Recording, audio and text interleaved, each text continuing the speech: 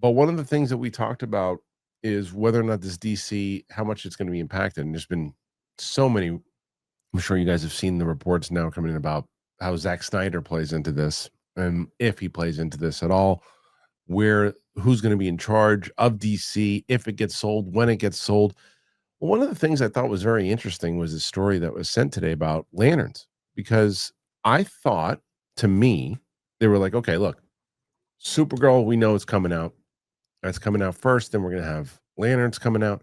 Um, but lanterns was coming out like in March originally, and then they pushed it back again.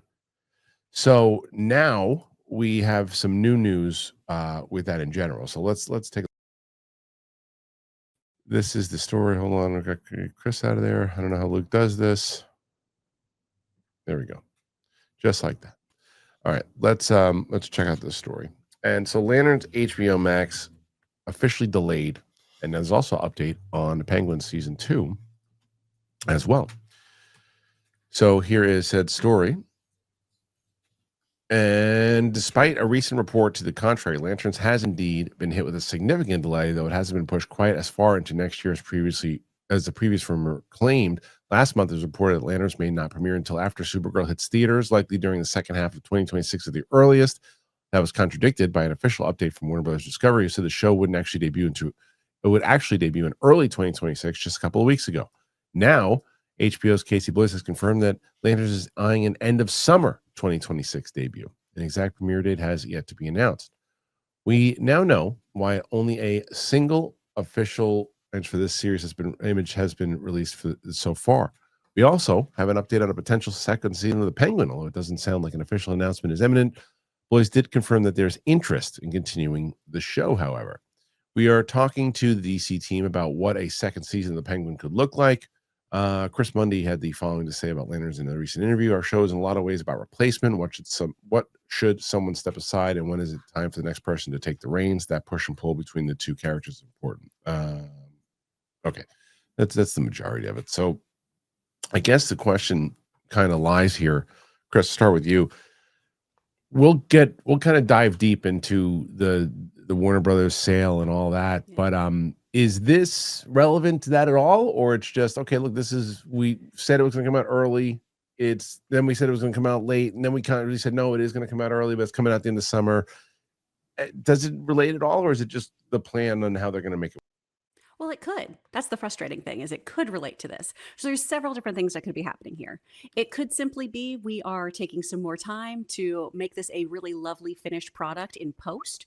No matter how you feel about the Game of Thrones finale, that last season kept getting delayed because of the scope of what they were doing, all those huge battles, all of the different special effects they were doing, all that stuff. So is it something like that where they're making sure that Lanterns really matches the really incredible power of imagination that does fuel the Lanterns' power themselves, and is that translating to screen well so we don't have that kind of Ryan Reynolds situation happen again? Right. Or is this delayed because of everything that's going on the back end with all of the executives, with everything being merged? And because no one's really saying anything, it does lead to this, oh gosh, is it because the series has to be reworked, or is it because, we have all this other stuff happening where we don't know what's happening with DC Studios as a whole? My gut is that it's the latter, where it's because everything is so in limbo with these mergers potentially happening and not knowing where the studio is going to be. That's why things keep getting delayed. But at the end of the day, all it makes me is frustrated because I want this show now. I want the show yesterday. Nutrafol was a game changer, man. I remember when back in the day when we first heard about them, Brett and I were like, all right, let's try it. Man, oh man. Love Nutrafol. It's been so beneficial to me, confidence building. And I will tell you right now, you will love it too. What is Nutrafol? Well, Nutrafol is the #1 dermatologist recommended hair growth supplement brand, and it's trusted by over 1.5 million people. So you can feel great about what you're putting into your body, since Nutrafol hair growth supplements are backed by peer-reviewed studies and NSF content certified, the gold standard in third-party certification for supplements. Adding Nutrafol into your daily routine, it's simple. You purchase it online. There's no prescription required. It's automated deliveries and free shipping. It'll keep you on track.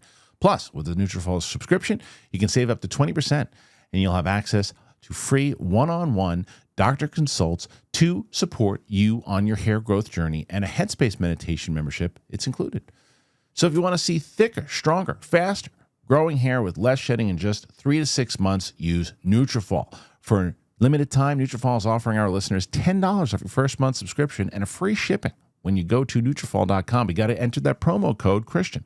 Find out why Nutrafol is the best-selling hair growth supplement brand at Nutrafol.com. You spell that Nutrafol.com. Use the promo code Kristian. That's Nutrafol.com, promo code Kristian. Yeah, I think that's the same thing. I think that it's a matter of this show is, I know it's in your highly anticipated and a lot of people's highly anticipated and how to do the tone. And it's also another thing outside of Gunn's verse, because Gunn has the Superverse right now. It's like even Peacemaker kind of fits into that.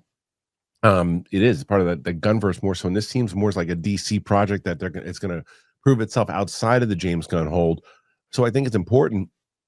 So it's interesting that they are holding it. I don't think it has anything to do with lack of confidence in the show.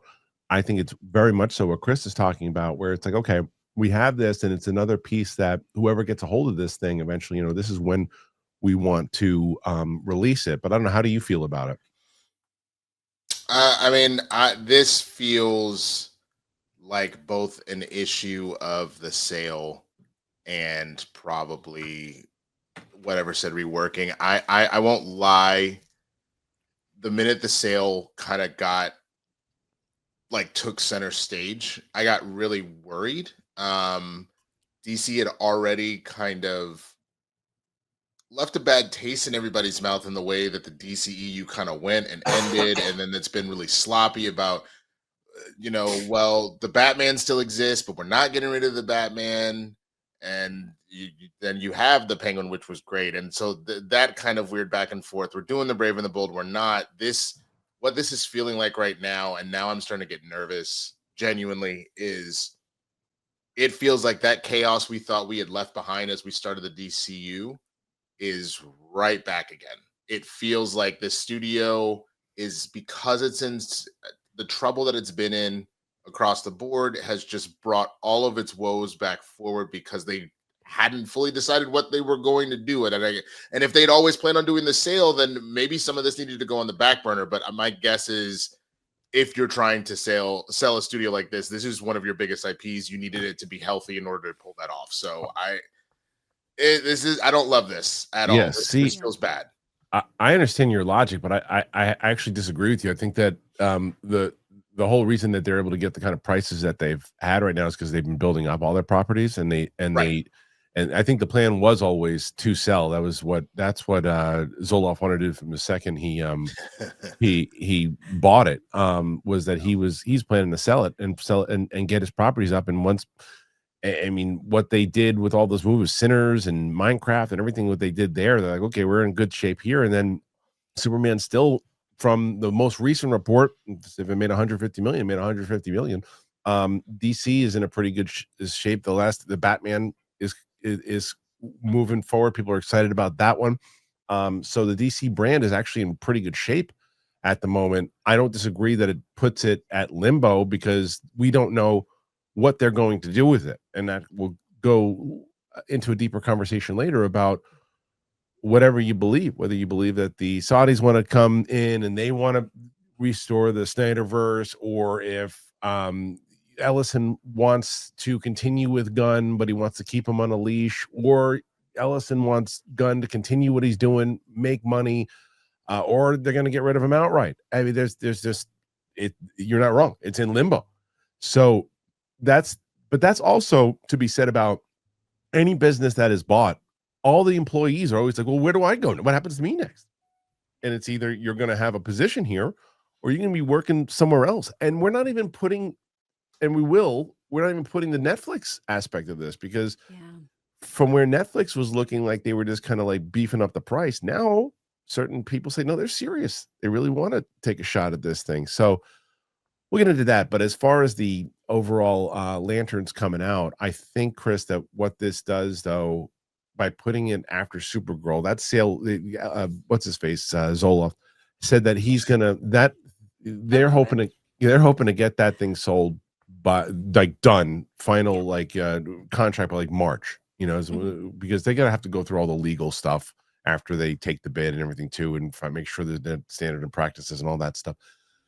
So if they sell it by March, then you're like, okay, well, our team's planning out to know that we can put this thing out at the end of summer. We have Supergirl, our 2 projects. So you're almost trying to maybe protect what you have in DC, because it just doesn't make sense to me to outright dismemberment right now. No, I don't think that you just throw the baby out with the bathwater. You know what I Right. mean?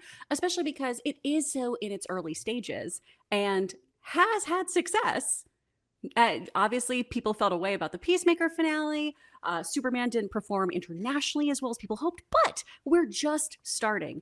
And I'm not a big fan of a hard pivot the moment something starts to go wrong. I think you have to let something breathe. I think you have to have something grow and ruminate. And I feel like if they cut this off at the legs, it's just keeping DC in this pattern of let's spaghetti at the wall. Let's try again. Let's try again. Let's try again. And you have something that could be really, really cool here. So my hope is that it's more so, hey, let's get all of these, T's crossed, I's dotted, and then you have these new little jewels in your treasure chest. I'm hoping that's kind of the sweetening of the deal is, hey, maybe you'll get prestige with the Lantern show in the same way they did with, the Penguin series. That is what I'm being optimistic about. I don't think they're going to get rid of things, but I know that's also coming from me going, well, I really hope they don't get rid of things. Right. I think the problem is, Chris, it's the reason why I've been screaming from the high heavens that the last studio that needs to get this is Paramount. I mean, I don't think it's on our docket of the stuff to talk today, but like the Ninja Turtles Last Ronin movie has been scrapped. Fumble. What a huge fumble. Which is insane because it's one of the greatest Ninja Turtle stories told, and they decided to fully scrap it. But that's part of the problem when you do these mergers. New person comes in, they're like, I don't want to do that ish. I'm doing this now. Well, but there's no new person yet, though, so they didn't do that yet. Totally understand that, but you're saying Skydance. You're saying from Skydance buying it. Mm-hmm. Yeah. So then, to that point, what Chris is talking about, that then becomes the whole. I hope whoever ends up taking this does let this breathe instead of goes, nope, we're done. We're doing it again. Like, that you did so much. And I think that because Skydance, you still don't know if maybe with a new team they're going to bring that back in the Ninja Turtles side of it. Though the difference with the Ninja Turtles and the DC stuff is that the Ninja Turtles is based off of a really good story, but nothing established quite yet. This DC is two or three projects in already. It's like to already just take it out would be, I think, a mistake because you're not giving it a chance and asking people to, again, hey, let's start all over again. Let's do this all over again. You're like, ugh, it's exhausting. Exactly. I know the studio is fiction, but it's so close to reality. It is. Yeah. Whenever these mergers happen, wherever somebody else takes power, we need to stop thinking so much of how do I shake it up? How do I make my legacy here? And we allow the IP to stand on its own, I think. And we have such a great catalog of things here that, again, just needs a moment, just needs a little bit of time. And I would be really impressed if this merger happens and the powers in charge say, you know what, we're going to stay the course. We want to see what happens. We're going to obviously give it our all and make adjustments as needed. But I think it's a bolder move ultimately to play it out and allow the story to be told and then see how people feel about it. It's a better business move at the moment because if you're calling, like, again, let's take and say that Paramount is the buyer or the winner, right? And Ellison's politics is known, Gunn's politics are known, and they are also businessmen. So what if he calls him and he says, look, here's the deal. We're going to let you make your move. We go put Supergirl out there. Let's see how it does. Make it as it is. We're not giving you notes. The thing's done. Do what you have to do. Let's get Lanterns out there. Let's see how it does on the streaming platform. And then Clayface is coming out. Let's see how those movies do. And you make money for us and keep making your thing. If you lose money for us, then we're going to have a conversation. And you're going to have a conversation after the 2 or 3 movies that you've already put in together before we were here. So now we would actually like to focus on this. And one of the notes that we saw during those 2 movies that came out that people didn't like was that it leaned too heavy into this. We'd like you to try to take that out of there. And if Gunn's like, I don't want to do that, well, there's the door. And we might just very well continue on with what you've set up. Or the flip side of that. Now, if again, depending on what you feel about the rumors on the Snyder thing, is the only thing about if you did take out Gunn's thing and start all over again, you wouldn't really be starting all over again with Snyder, but you bring a whole bunch of new baggage in there with what you do bring in. So who knows what's really happening. That I think is the scary part, because I mean, on the one hand, I'm not saying that investing our emotions isn't important. Of course it is. It's how you build a business and a brand, is that you are getting people to invest their emotions in your stuff.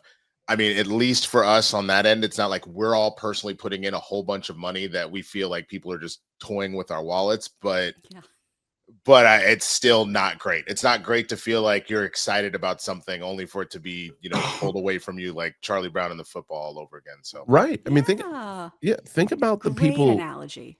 Yes, and think about the people, the newer generation that's not in this space, and just a casual fan that went and saw Superman, and then they're like, "Okay, here's your sequel to Superman." Then Henry Cavill starts flying around again. You're like, "Well, what's happening?" It's like what's happening? It's like there's a hardcore fan base that will be excited about it, but then will people care? I don't know. But as far as lanterns goes, lanterns. What do you guys think about lanterns being pushed? Does that make sense? Or is the other thing we didn't really talk about, is it nothing related to this at all? And they just said, we're going to establish the fact that we want to come with Supergirl first. I'm going to make sure the Supergirl follows up right after what Superman and Peacemaker did. And then we'll get into lanterns. What do you think about that? Put your thoughts in there. Let us know. This episode is brought to you by PrizePicks. You and I make decisions every day, but on PrizePicks, being right can get you paid. Don't miss any of the excitement this season on PrizePicks, where it is good to be right. Look, I'm having a rough football season. I had a good week 2. The Giants played really, really tough against the Cowboys. It just wasn't my week. But I'll tell you what was. My highlights from PrizePicks. It's so simple. It's so easy to play the game, and you just take some of your favorite players, and you can, it doesn't matter. Look, I'll give you an example. You use Barkley, Burrow, Allen, any of them. And Barkley's going to have more or less than 1 rushing TD. Burrow is going to have more or less than 2.5 passing touchdowns. Allen is going to have more or less than 270 passing yards. It's simple to play. PrizePicks, it's really easy. You just pick more or less on 2 to 6 player stat projections. If you get your picks right, you could cash in. PrizePicks puts their users first, so all withdrawals are fast, safe, and secure. PrizePicks offers Venmo, Apple Pay, MasterCard, and more for quick and easy deposits into your account this football season. PrizePicks invented the flex play, which means you can still cash out if your lineup isn't perfect. You can double your money even if one of your picks doesn't hit. PrizePicks is the best place to win cash while watching sports. Join millions of users and sign up today. Download the app today and use that code Kristian to get $50 in lineups after you play your first $5 lineup. That's code Kristian to get $50 in lineups after you play your first $5 lineup. PrizePicks. It's good to be right.